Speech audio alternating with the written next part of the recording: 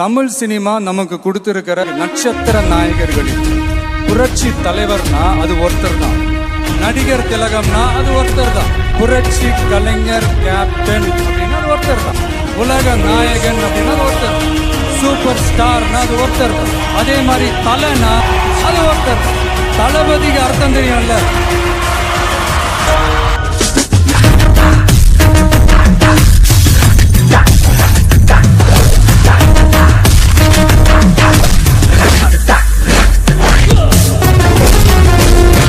மன்னருக்கு கீழே அவங்க இருப்பாங்க. மன்னர்கள் ஆணையிடுவாங்க, தளபதி அதை போய் செஞ்சு முடிப்பார். என்னை பொறுத்த வரைக்கும் மக்களாகி நீங்க தான் மன்னர்கள். நான் உங்களுக்கு கீழே இருக்கிற தளபதி. நான் அப்படியே இருந்துட்டு போறேன். நான் தான் அன்னைக்கே சொன்னேன்.